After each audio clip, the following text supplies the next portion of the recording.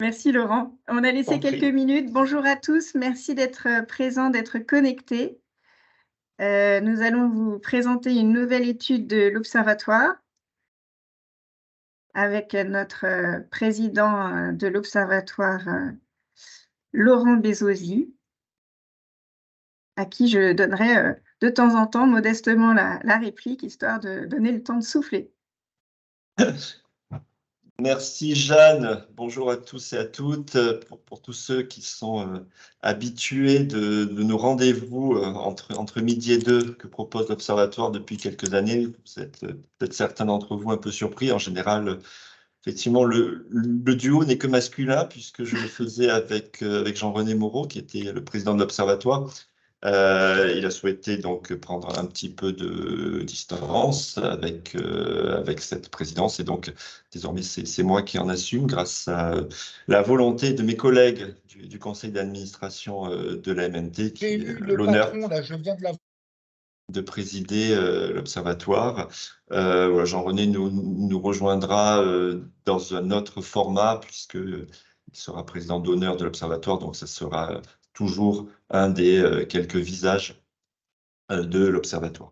On va donc vous présenter aujourd'hui à deux voix avec Jeanne une étude extrêmement importante, je dirais même fondamentale et structurante pour l'avenir de l'Observatoire, puisqu'en fait, elle va nous accompagner pendant de nombreuses années. Et vous l'avez peut-être vu sur les réseaux sociaux, il était prévu une présentation de celle-ci le 7 juin au grand public. Nous avons été contraints pour des raisons d'agenda, et puis aussi pour essayer de trouver la meilleure date. C'est très difficile, c'est sans doute la chose la plus difficile. Simple de faire les études, plus difficile de faire coïncider les agendas des uns et des autres. On voulait qu'elle soit portée également sur la place publique par un très grand nombre d'acteurs. Et donc, on est en train d'essayer de recaler une date pour la présenter, mais on a trouvé intéressant de maintenir néanmoins cette présentation au réseau, à la fois aux élus de la MNT et puis à tous les opérationnels qui le souhaitent, tant cette étude, pour nous, est fondamentale, structurante, et on a pensé que conserver ce moment privilégié avec vous pour la présenter, alors même que sa présentation officielle est un petit peu différée dans le temps, était quelque chose d'important pour que vous puissiez dès à présent commencer à vous en saisir. Vous allez voir qu'elle est extrêmement riche, extrêmement dense. Et voilà, on a pensé qu'il était bon de conserver ce moment. Donc, cette étude sur l'absentéisme, pourquoi? D'abord, évidemment, c'est un sujet qui est facilement inflammable. C'est un sujet qui peut être propice à beaucoup de raccourcis et c'est un sujet qui souvent est traité uniquement sur la base de l'écume, c'est-à-dire uniquement ce que l'on voit et non pas en profondeur. Et l'Observatoire veut, sur plusieurs années, aborder cette thématique sous divers angles et surtout, chaque fois qu'il y aura des chiffres qui seront donnés, vous allez voir qu'il y en a beaucoup dans cette présentation et vous verrez que lorsque l'étude sortira, il y en a énormément puisque on a vraiment mobilisé de gros moyens sur cette étude. On s'est fait fort toujours de donner des clés d'explication, de contexte et expliciter chacun de ces chiffres et pas simplement les délivrer sur la place publique. Deuxième élément, évidemment, la PSC, la réforme de la protection sociale complémentaire en 25 et en 26, qui met au centre désormais de l'agenda des collectivités territoriales la question de la santé, du bien-être et des conditions de travail, qui est évidemment une clé d'explication, on verra plus tard, de l'absentéisme, qui est peut-être en tout cas une clé d'explication de l'absentéisme, et qui fait véritablement des employeurs territoriaux désormais les responsables de ces questions de santé et de conditions au travail. Et bien sûr, on va ouvrir un nouveau cycle d'études de la MNT intégralement dédié à l'absentéisme. Et donc, c'est la première étude en ce sens. La présentation de l'étude publique, pour l'instant, n'est pas calée. Là, il est indiqué que ce sera au Salon des maires, mais c'est quelque chose qui, à ce stade, n'est pas encore arrêté. Encore une fois, je te dis, plus dur étant de faire coïncider les agendas de tous et de faire en sorte d'avoir une table ronde de haut niveau. Et donc, voilà, ça nécessite de trouver la meilleure date. Jeanne, pourquoi ce Merci webinaire? Laurent d'avoir modifié en live la coquille laissée. Désolée, effectivement, c'est quand même beaucoup d'ajustements en temps réel là qu'on vous fait. Pourquoi donc ce webinaire? Laurent l'a dit, on a mis des moyens assez importants et c'est une étude atypique. Donc l'idée, c'est d'abord en fait de poser le cadre et de partager un diagnostic approfondi pour mieux comprendre ce sujet complexe et multifactoriel. C'est vraiment important en fait que les décideurs des collectivités partagent les mêmes notions et les mêmes données. Et en fait, ce sera vraiment un message important à relayer parce qu'on le verra dans le sondage qu'on va vous développer après, ça peut varier en fait. Tout le monde en parle, ce qui peut paraître étonnant. Ce qui veut dire qu'on n'est pas allé aujourd'hui, dans le prochain cahier que vous verrez, sur les recommandations et sur les bonnes pratiques. On ne va pas asséner des recommandations et des leçons. On aime donner des recommandations et des bonnes pratiques, elles sont toujours étayées. Mais là, le sujet est quand même vraiment pas simple, on va dire. Donc, c'est important de poser le cadre. Voilà, une des particularités de ce cahier, en quoi il sera différent. Bien sûr, comme tout webinaire, il s'agit de vous donner les enseignements majeurs de l'étude et les clés de lecture que vous retrouverez après. Et puis enfin, vous voyez Laurent qui s'exprime au nom de la MNT, c'est une parole qui est portée directement par les représentants de la MNT, que ce soit aujourd'hui ou pour le futur colloque de lancement, les autres colloques de lancement qui pourront y avoir et les rencontres locales d'actualité. Donc, bien comprendre l'étude, c'est important pour que vous soyez en mesure de la relayer autant que possible. Voilà, et Alors, d'autant plus que cette étude donc, de référence est aux moyens totalement exceptionnels, puisqu'en fait, elle a reposé sur 3 méthodes scientifiques complémentaires. La première, une analyse donc documentaire de plus d'une cinquantaine de rapports institutionnels, Cour des comptes, ministère, Direction générale de la fonction publique, centre de gestion, également opérateurs privés qui s'intéressent à la question, sauf Axis par exemple. 24 entretiens d'experts et de décideurs territoriaux ont été conduits et également une enquête donc exclusive par sondage BVA a été réalisée auprès de plus de 500 acteurs clés. Cette enquête a été réalisée au mois de novembre dernier. Donc voilà, on n'a jamais déployé à l'Observatoire de tels moyens autour d'une étude. Et donc, c'est vous dire l'importance que l'on y attache. Alors, première difficulté, lorsqu'on parle d'absentéisme, on parle de quoi? Alors, d'abord, on prendra la définition, on a choisi au conseil scientifique de prendre la définition la plus extensive de l'absentéisme, l'absence. En fait, l'absence au poste de travail, que ce soit en présentiel ou en distanciel, et quel qu'en soit le motif. Sachant qu'il y a des motifs compressifs sur lesquels il peut y avoir une action rapide, immédiate, qui peut être conduite par l'employeur, les accidents du travail, les maladies professionnelles, ça la main directement de l'employeur, et puis des motifs qui sont difficilement compressibles et qui doivent être gérés.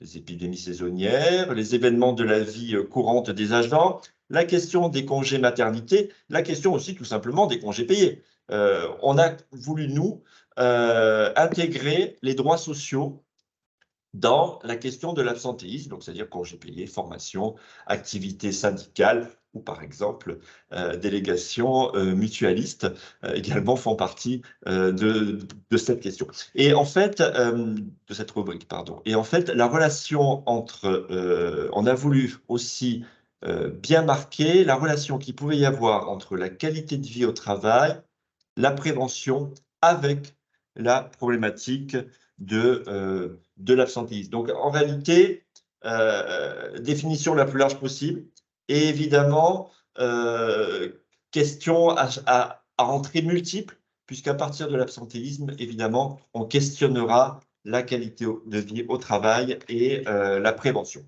Donc, cette étude se présente sous la forme de trois grandes parties.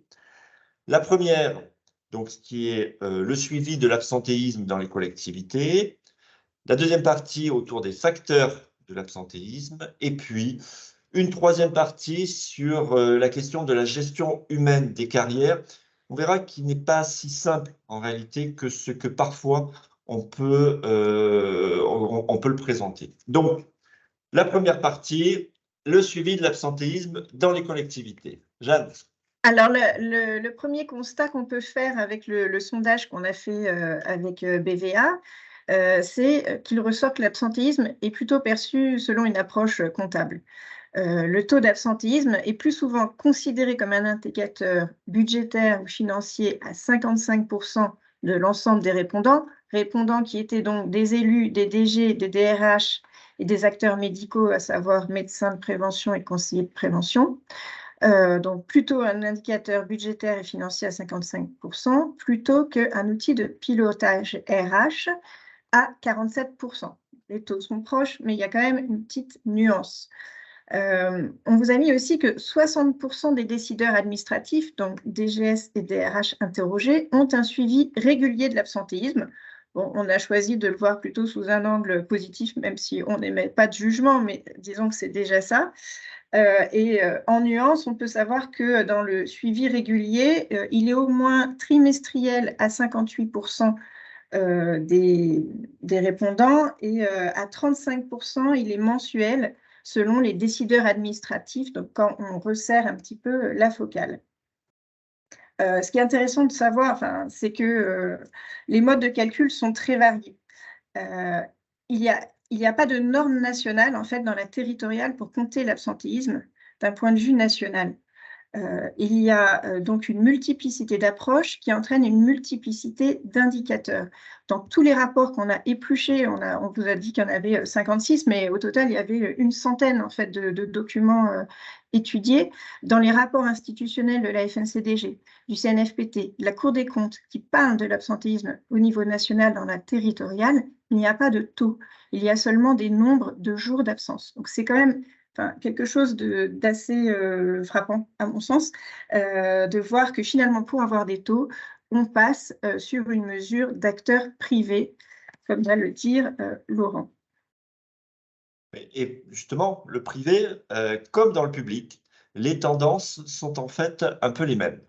La progression est continue depuis une vingtaine d'années, depuis les années, donc début des années 2000, tendance à l'augmentation du nombre d'absences, aussi bien dans le privé que dans le public, que dans la fonction publique territoriale. Donc un absentéisme qui aujourd'hui est à son plus haut niveau. Alors, c'est là aussi où on a dit qu'on allait expliquer les choses. Un taux globalement qui est supérieur à celui du privé. G2R, la mondiale, l'estime à 6,2% en 2021. Mais dès que l'on questionne un peu ce taux par rapport aux réalités des métiers, on se rend compte qu'en fait, il est dans la moyenne. Les métiers analogues, c'est quoi? Ce sont les métiers de service ou encore les activités de santé. Et on voit que ce taux moyen de 6,2 est inférieur aux activités de santé. Or, dans la fonction publique territoriale, il y a pratiquement, je crois, 10% des agents qui travaillent directement dans des activités médicales ou socio-médicales. Donc, dès qu'on compare ces taux avec des réalités de métier, on a des taux qui sont comparables. 75% tout de même des absences correspondent à des arrêts maladie ordinaires.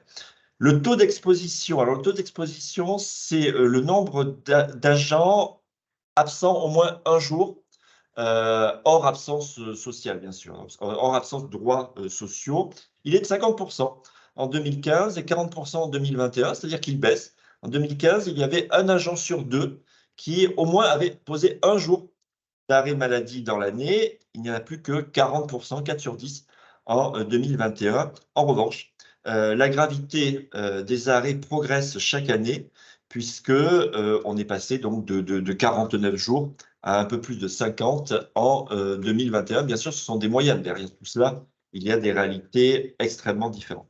On voulait aussi vous parler d'un autre sujet qui est un peu parallèle à l'absentéisme, c'est le présentéisme.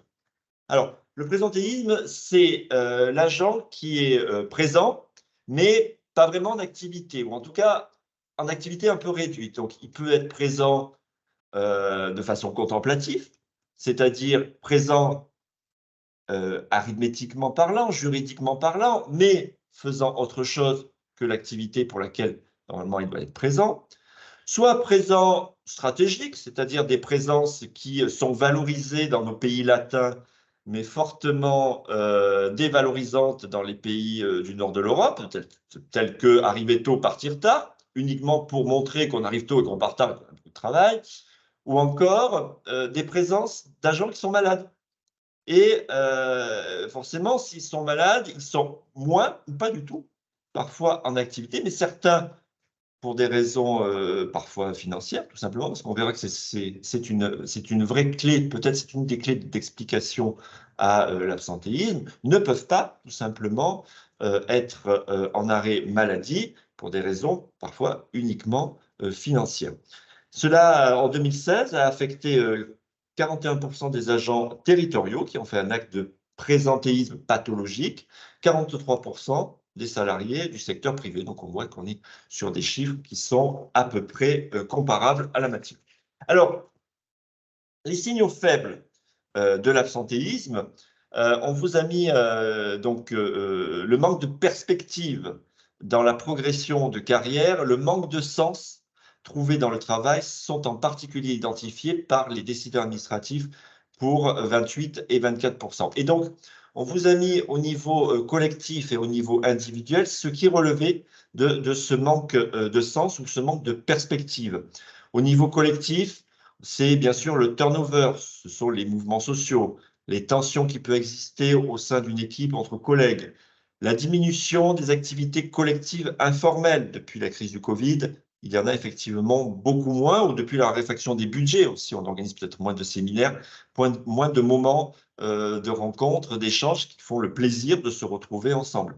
La dégradation aussi de la qualité de production, due peut-être à une compression justement de ces moments libres et à une rentabilité toujours recherchée, toujours plus importante sur la quantité de production. Au niveau individuel, ça peut être des fatigues chroniques, des pertes de morale, de l'irritabilité, de la motivation, ou encore, on en a beaucoup parlé avec la réforme des retraites récemment, l'effritement des valeurs qui étaient historiquement associées au travail.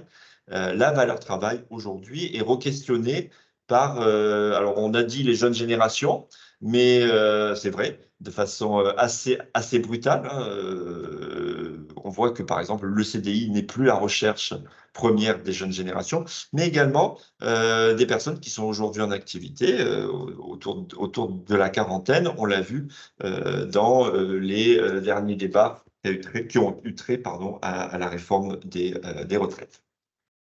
Jeanne, il n'y a pas un seul absentéisme? Oui, merci. Alors, effectivement, on sait que dans la territoriale, il y a une certaine éclatement, il y a un certain, enfin, la territoriale est multifacette, il y a un certain éclatement, une atomisation, enfin, des employeurs, des types de collectivités, des tailles, des différents profils. Bon, on le sait. Là, on vous dit, sur cette slide, on affiche des situations qui sont significativement variables selon le type et la taille de collectivité, selon le profil des agents. Donc, on sait qu'on le sait. Là, si vous voulez, dans l'étude, on rassemble de façon assez synthétique, on rassemble en tous les cas toutes les données publiées qui existent sur l'absentéisme dans la territoriale en le mettant en perspective. Ce qui est intéressant de faire passer comme message, c'est bien qu'on n'a pas un seul absentéisme, mais des absentéismes. Donc, par exemple, sur les collectivités qui ont 1 à 2 agents, on est en moyenne sur 67 jours d'absence, alors que quand on a 200 à un peu moins de 500 à 499 agents, on est à 36 jours d'absence, donc ça baisse drastiquement. Ce qu'on peut dire aussi, c'est que par exemple sur les filières d'emploi, on sait très bien que c'est en lien avec la pénibilité au travail, donc tout ce qui est filière sociale, médico-sociale, technique, animation, là on a des taux d'absentéisme qui sont les plus hauts. Et puis aussi par catégorie, on le sait, mais c'est quand même important de le rappeler, les catégories A et B ont les catégories A, par exemple, ont un taux qui est 2 fois moins inférieur que les catégories C. Les catégories C, c'est 10,4% d'absentéisme, alors que les A, c'est 4,6% d'absentéisme. Donc, c'est important de rassembler ces informations pour faire passer ce message de c'est un sujet à nuancer, en fait. Alors, après, la suite.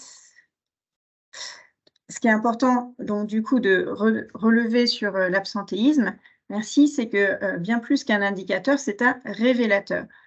Et l'absentéisme est un révélateur de dysfonctionnements qui peuvent être de plusieurs natures. Bien sûr, l'état de santé des agents, mais aussi les conditions de travail, mais aussi le fonctionnement organisationnel. Donc, l'absentéisme, c'est vraiment la face émergée de l'iceberg que serait le travail. Et on peut gager qu'avec la question du débat sur les retraites, la question du maintien au travail en bonne santé tout au long de la carrière et de rester en bonne santé même à la fin de sa carrière, on peut espérer que dans cette mise en perspective, le sujet de l'absentéisme va vraiment avoir de plus en plus d'attention. C'est important cette dernière diapositive parce que c'est une clé d'explication des chiffres que l'on va vous présenter par ailleurs. C'est-à-dire qu'il y a des explications différentes à l'absentéisme et d'ailleurs, on verra qu'elles sont d'ailleurs appréhendées de façon différente en fonction du public auquel on a posé les questions.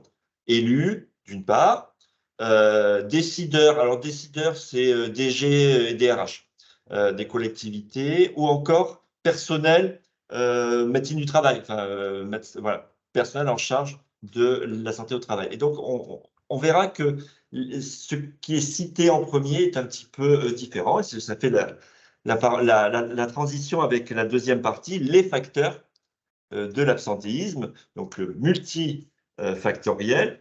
Et donc, on a souhaité, comment évaluer les poids, pardon, comment évaluer les poids respectifs. Alors, c'est donc un sondage exclusif BVA qu'on a réalisé en fin 2022 sur plus de 500 décideurs, auxquels on a présenté, donc, qu'on a réparti en 3 registres, encore en 3 catégories, hein, les élus, les décideurs, donc DRH, DG et le personnel en lien avec la santé.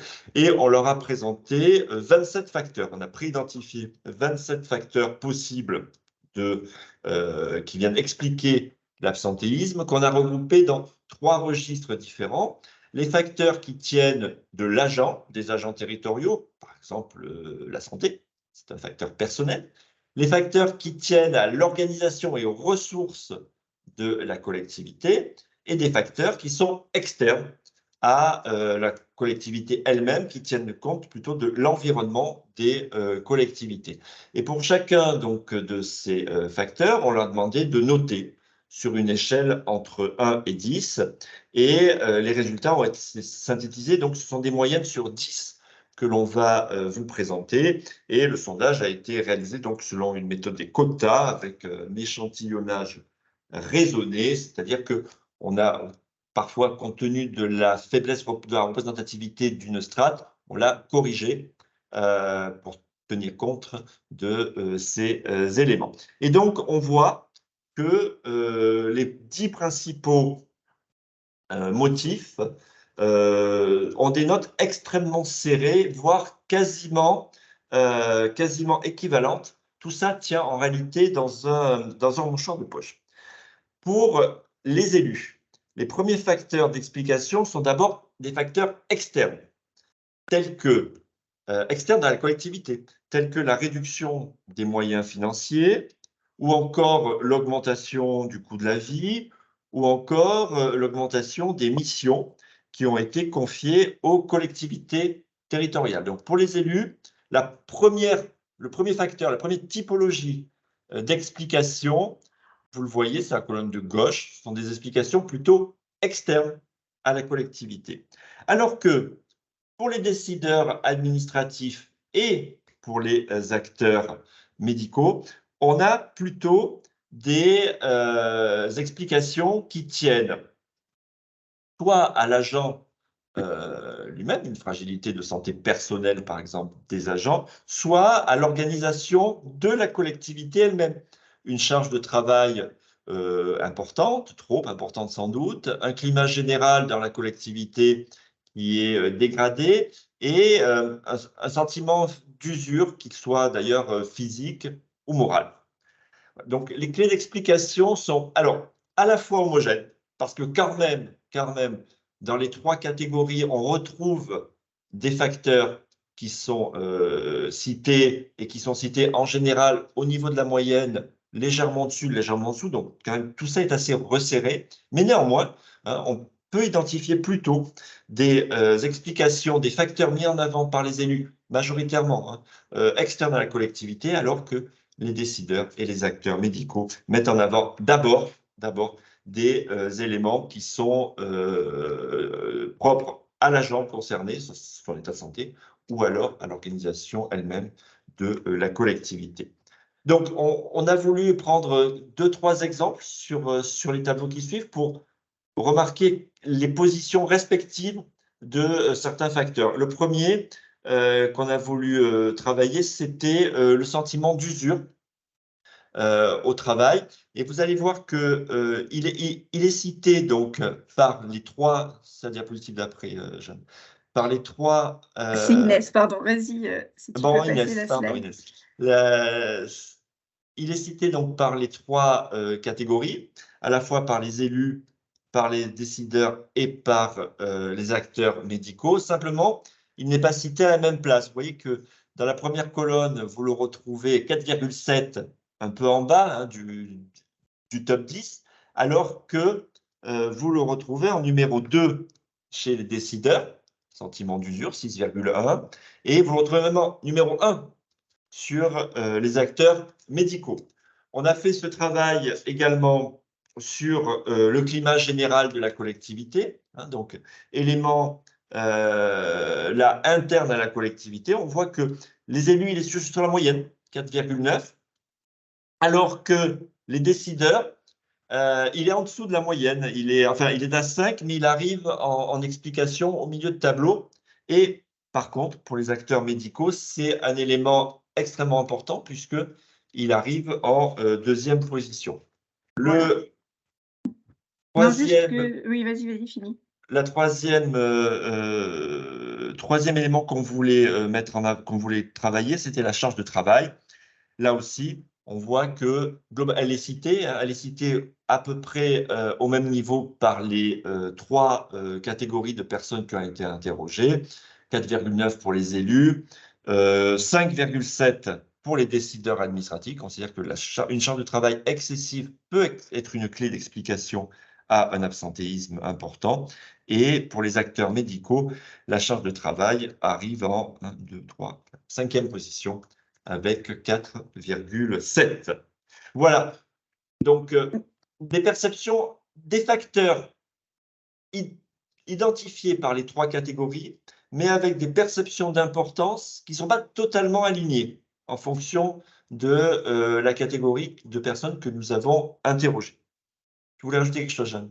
Non, c'était pour D'accord. te remercier de t'en sortir si bien de cette animation. On avait prévu une petite animation Ouais, ouais. visuelle, mais la magie de Teams, on me dit dans l'oreillette que ça n'apparaît pas à l'écran. Donc, Moi, j'ai pas voilà.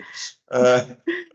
Donc, une population. Ensuite, on s'est intéressé au profil de la population pour essayer d'expliquer, pareil, hein, dans une approche factorielle, on essaie d'expliquer les facteurs qui conduisent à ce taux d'absentéisme. Et donc, une population territoriale, c'est la diapositive d'après, qui a un profil bien spécifique. D'abord, je ne sais pas pourquoi ça ne fonctionne plus. C'est une population qui est plus âgée que la population moyenne qui travaille. L'âge moyen dans la fonction publique territoriale, c'est 47 ans. Et en 2020, alors je ne sais pas pourquoi on prend 50 ans pour considérer qu'on est senior. Moi, je considère de plus en plus que 50 ans, c'est pas si loin que ça, c'est très jeune. Mais on a 43% des agents qui avaient au moins 50 ans dans la fonction publique territoriale, contre simplement 30% dans le secteur privé. Et donc évidemment, au plus la population est âgée, au plus la probabilité d'être en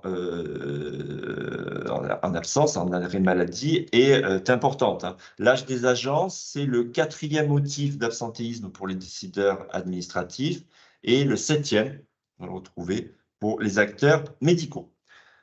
Par ailleurs, on a une population qui est également plutôt une majorité donc, de femmes qui sont parfois plus âgées et parfois plus exposées. On a 61% d'agents qui sont territoriaux qui sont des femmes, essentiellement dans des métiers pénibles de catégorie C, avec des situations personnelles qui parfois peuvent aussi avoir des répercussions en termes d'absentéisme. Par exemple, on a 17% de familles monoparentales. Et évidemment, lorsque la famille est monoparentale, la maladie ou la difficulté d'un enfant est reportée sur un seul parent, puisqu'il n'y a qu'un seul parent. Et donc, ça peut être une clé aussi d'explication à un absentéisme plus important.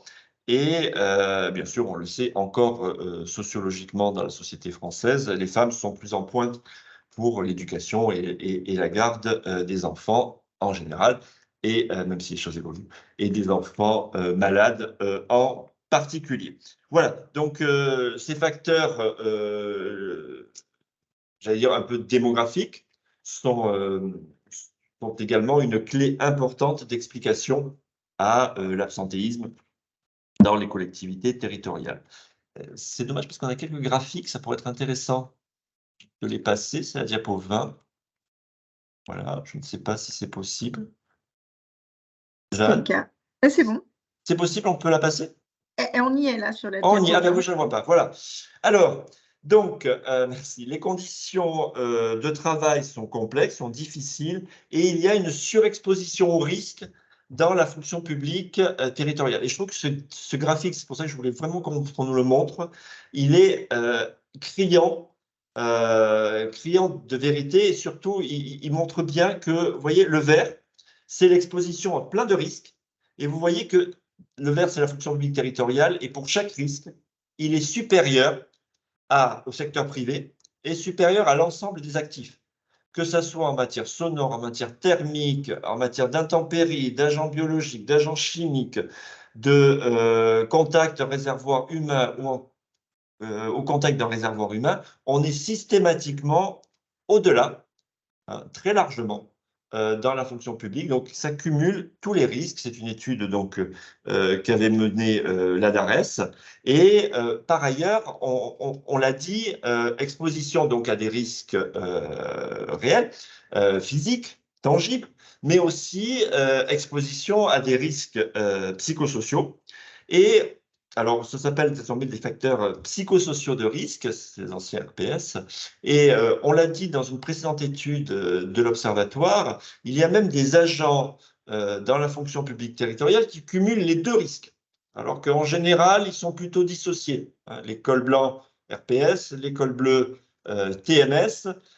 Eh bien, nous avons toutes les personnes qui travaillent en lien avec les EHPAD qui cumulent les deux. À la fois, ce sont des métiers qui sont pénibles physiquement et donc qui peuvent entraîner des troubles musculo-squelettiques. Et puis, ce sont également des métiers proches de la maladie, de la mort, de la fin de vie, qui sont donc extrêmement difficiles d'un point de vue psychosociaux. Et donc, ce métier-là, alors encore une fois, c'est rare d'avoir l'accumulation de ces deux risques, cumule les deux risques, ça a bien été montré dans une étude récente de l'Observatoire sur les métiers du grand âge.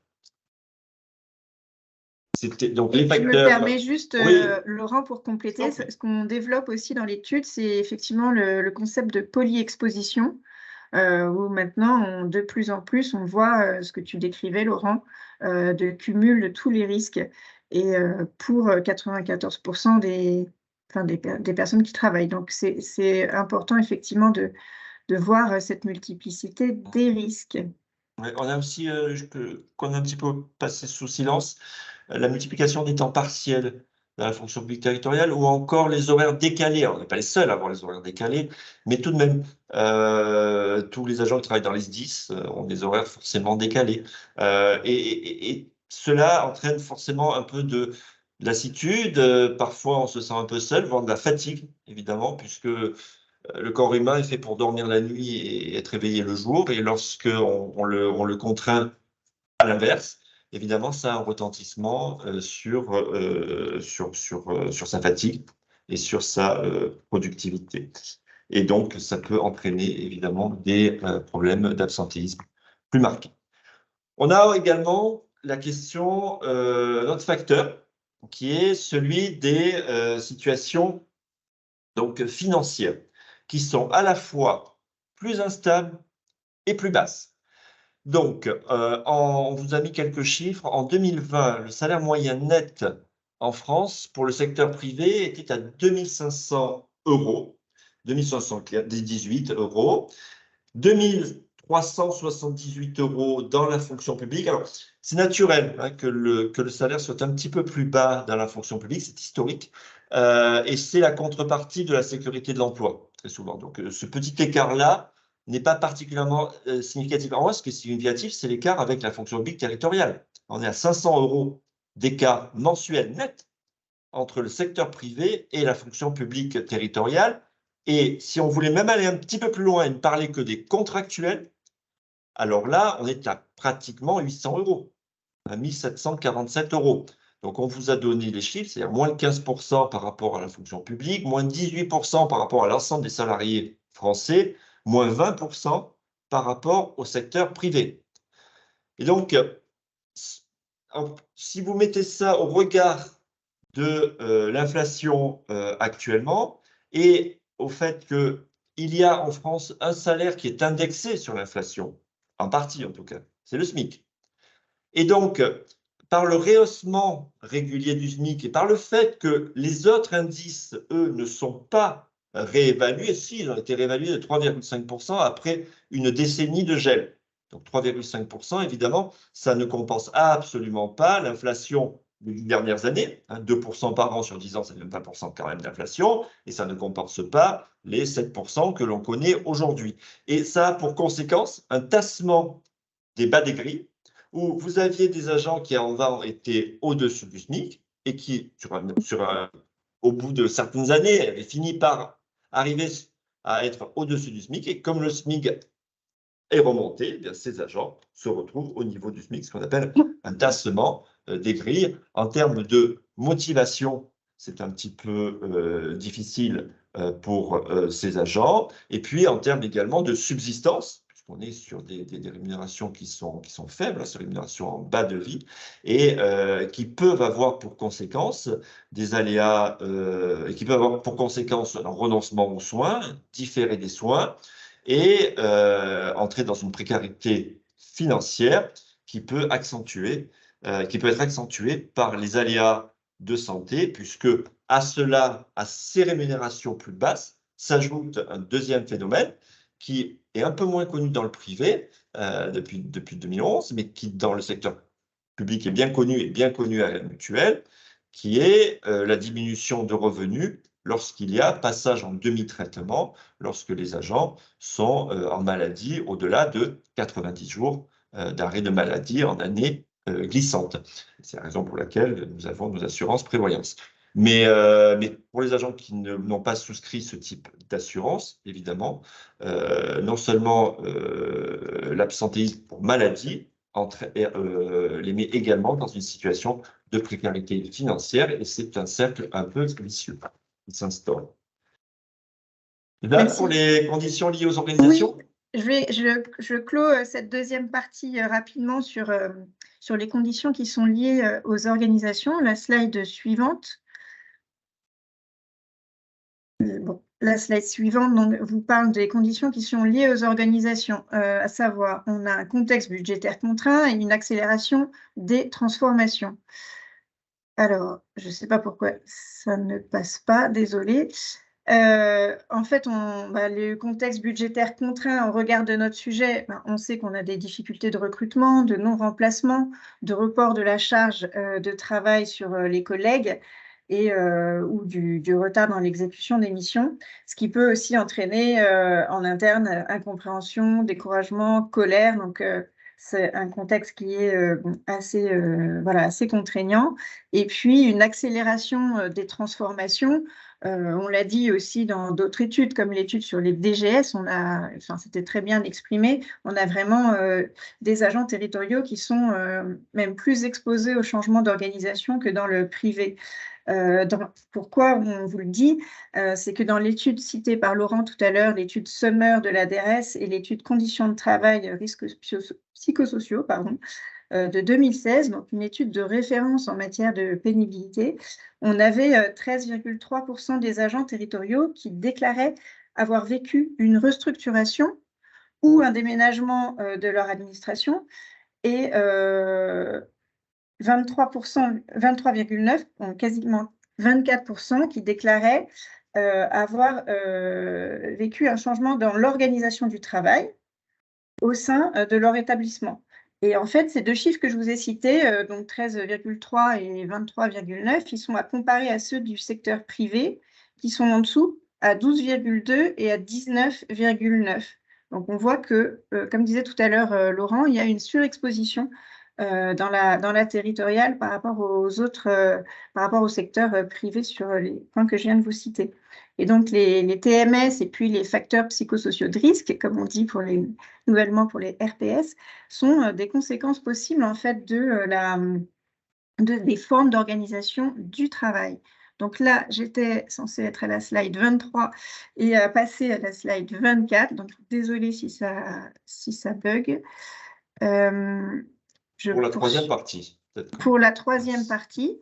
La troisième partie et dernière partie de l'étude intitulée « La difficile gestion humaine des carrières ». Et on me dit aussi, attention au timing. Oui, désolé, on a monopolisé un peu le temps de parole. On vous prie de nous excuser. On espère que vous pourrez rester connectés encore un petit peu avec nous pendant votre pause méridienne et retenir vos estomacs éventuellement. Cette troisième partie, pour vous dire, en fait, elle va explorer les moments charnières de la carrière des agents qui peuvent amplifier l'absentéisme. Donc, ces moments charnières, en fait, c'est ce qu'on a pu déjà étudier dans les précédentes études de l'Observatoire, à savoir les arrêts longs, enfin déjà l'arrêt tout court, la gestion de l'arrêt, comment ça se passe, l'arrêt long, la fin de la carrière, et puis le service médical et puis enfin, l'expertise prévoyance de la MNT nous ont aussi fortement incité à nous mettre notre attention sur la question des disponibilités d'office. Donc non, le défilement ne marche toujours pas pour répondre à la question. Et je vais donc continuer. Sans diaporama. Sans diaporama, voilà, non, mais c'est formidable. C'est pas grave, j'espère que vous êtes tellement captivés par ce qu'on vous raconte que tout va passer de façon très fluide. Alors, premier point, il y a la gestion des arrêts à la base par les DRH. Comment ça se passe? Les carrières sont jalonnées donc de difficultés et d'aléas, je vous les ai cités, arrêt long, la reprise au travail, la mise en disponibilité d'office ou des fins de carrière. Donc ça, c'est des gros jalons warning en termes d'absentéisme. Les RH ont des outils à leur disposition, mais en fait, ils sont assez difficiles à mettre en place. Les outils, c'est les formations, les conseils en évolution professionnelle, le mi-temps thérapeutique, la PPR, la période préparatoire au reclassement, et enfin les disponibilités d'office pour maladie. En fait, les RH ont des moyens quand même limités, même pour celles qui sont en interco ou qui font appel au centre de gestion. Donc, c'est assez difficile de mettre en place tous ces outils. Et donc, on voit qu'en fait, tous les entretiens qu'on a pu mener au niveau qualitatif, donc des entretiens avec des DRH, avec les représentants d'associations de DRH, avec le syndicat national des DG, avec des directeurs en CDG, nous montrent ces difficultés en fait de traitement en fait des carrières de façon fluide. Alors là. Et donc, on a peut-être donc, j'y vais sur les arrêts longs. Alors, les diverses d'endroits où on peut agir et qui sont cités en tout cas par les décideurs administratifs qui ont été donc interrogés et qui montrent en quoi cette étude d'ailleurs est extrêmement complémentaire par rapport à toutes celles que l'on a menées, parce qu'on va retrouver des thèmes que l'on a déjà abordés dans les études de l'Observatoire. Par exemple, la question des arrêts longs, du reclassement et de la reprise. Voilà. Les arrêts longs, 31% des décideurs administratifs pointent la difficulté du reclassement. 19% citent la reprise comme l'une des principales difficultés à l'occasion des arrêts longs. La question du lien et du suivi pendant l'arrêt est cruciale. On a une étude sur reprendre après un arrêt long et qui démontre qu'il faut suivre l'agent avant son arrêt, pendant et après. Donc 37% des élus et 34% des décideurs soulignent la complexité du suivi médical des arrêts longs. On a vu qu'il y avait un tabou là-dessus. On considère que l'arrêt long, on peut rien faire. Enfin, souvent, on considérait que l'arrêt long, on pouvait rien faire, que la collectivité ne pouvait rien faire, qu'on ne pouvait même pas appeler l'agent, ne serait-ce que pour prendre de ses nouvelles et pour organiser son retour. Tout cela est faux, bien sûr. La deuxième question, le deuxième facteur, enfin le deuxième moment, en tout cas clé pour travailler sur l'absentéisme, ce sont les fins de carrière, où là aussi il faut allier donc fin de carrière, question de reclassement, de reconversion, où là il faut allier deux grandes politiques, une politique de prévention et une politique de reclassement. Parfois, c'est la diapositive d'après. Parfois, le reclassement dans la collectivité n'est pas possible parce qu'elle n'a pas la surface d'emploi nécessaire, mais en tout cas, la prévention est possible tout au long de la carrière de l'agent. Hein. L'objectif, ce n'est pas que l'ATSEM, à 50 ans, ait un dos complètement en ruine pour pouvoir la reclasser en service administratif.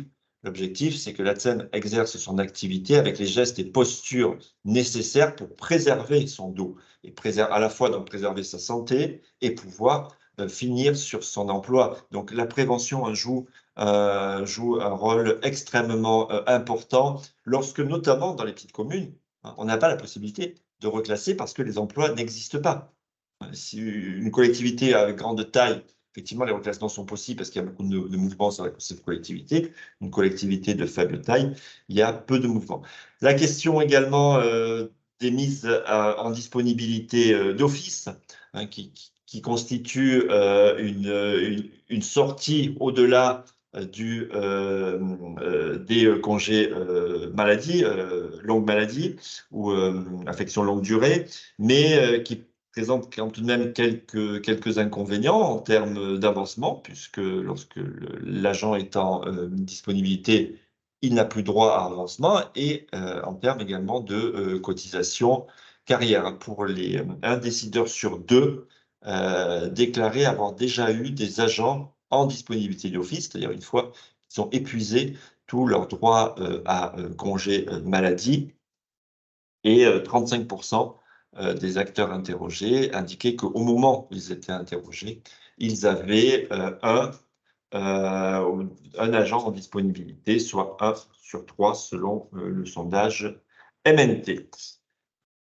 Alors, en termes également de questionnement que l'on peut nourrir sur les causes de l'absentéisme, c'est le manque d'anticipation des trajectoires professionnelles, et c'est le lien bien sûr avec la GPEC dont tout le monde parle, mais dont on s'est rendu compte que finalement peu de collectivités territoriales s'en emparaissent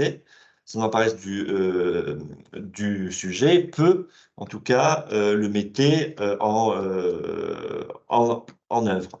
Et on a un directeur des ressources humaines d'une grande ville qui nous dit: nous en arrivons à cet absentéisme aussi parce que nous n'avons pas travaillé en amont à l'évolution de certains métiers, c'est-à-dire encore un manque de prévision, de gestion prévisionnelle des métiers.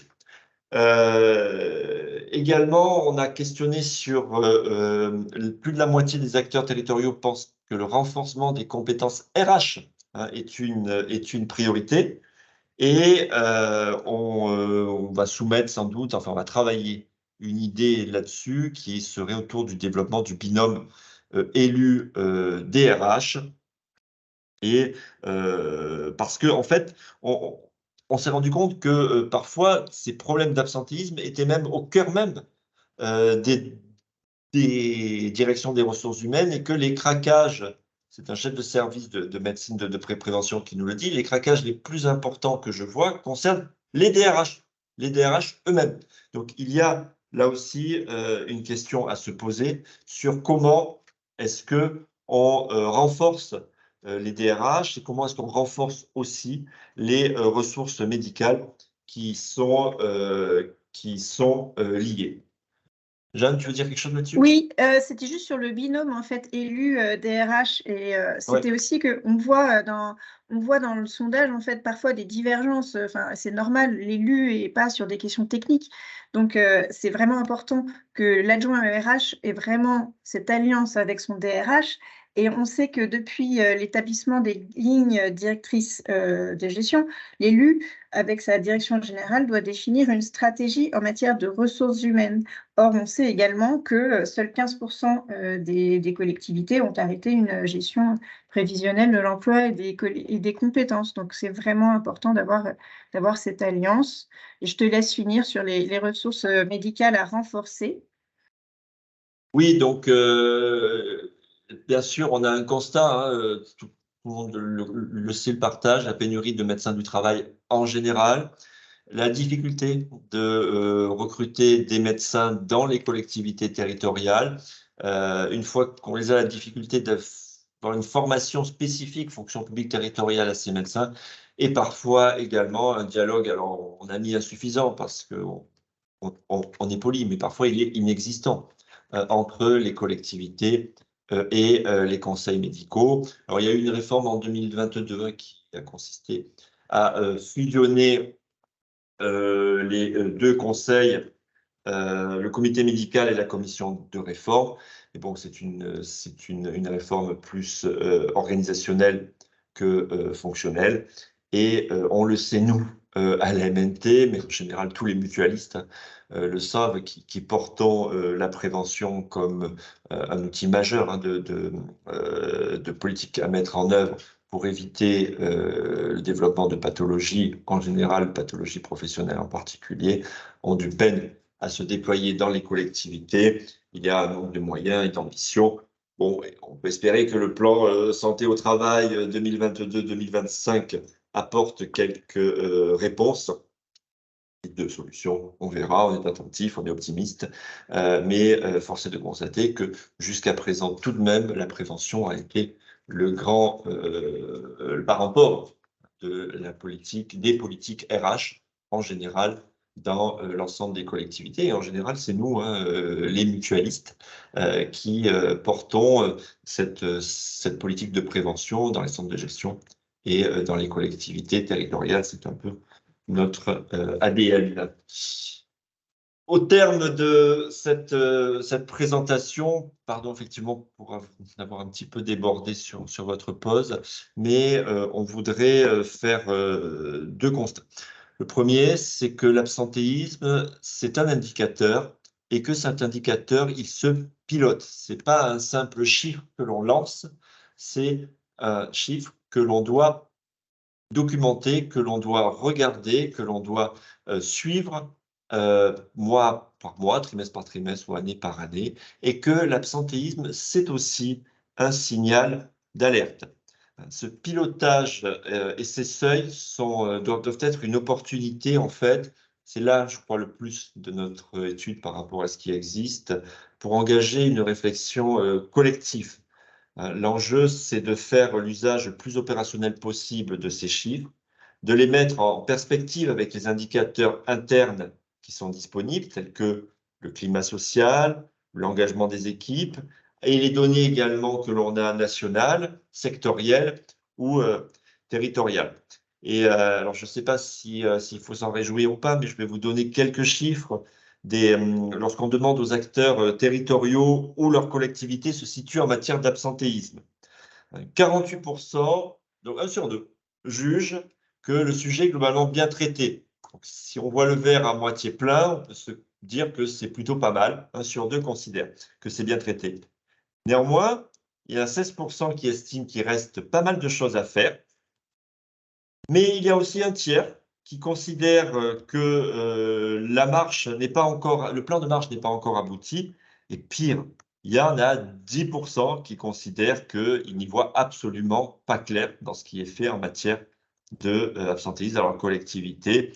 Et on les cite, mais on ne finira pas sur ce chiffre. 2% ont l'impression d'avoir tout essayé et ne pas voir comment il pourrait y avoir des solutions. Évidemment, si on se lance dans ce type d'études, c'est qu'on ne partage pas ce point de vue de ces 2%. Nous pensons qu'il y a encore beaucoup de choses à faire. Enfin, questionné sur les sujets RH prioritaires ou majeurs pour la collectivité, il désigne à 75% que l'absentéisme entraîne une question sur les remplacements, puisqu'aujourd'hui, les agents qui sont absents, s'ils ne sont pas remplacés, leur charge de travail, soit leur travail n'est pas exécuté, soit leur charge de travail est reportée sur les agents qui sont présents. La question des fins de carrière pour 55%, les reprises après un arrêt long pour 50%, la question des mobilités, des reconversions, des reclassements pour 40%. Mais en amont et en aval, pour 70% d'entre eux, ils disent la question de la question de vie, de la qualité de vie au travail et des conditions de travail et la prévention comme des sujets majeurs en termes d'absentéisme. Vous voyez que nous avons quelques années devant nous pour traiter une multitude de sujets autour de cette question de l'absentéisme. Et donc, la MNT, dans l'avenir, aura à cœur de s'investir sur plusieurs plans, sur 3 plans.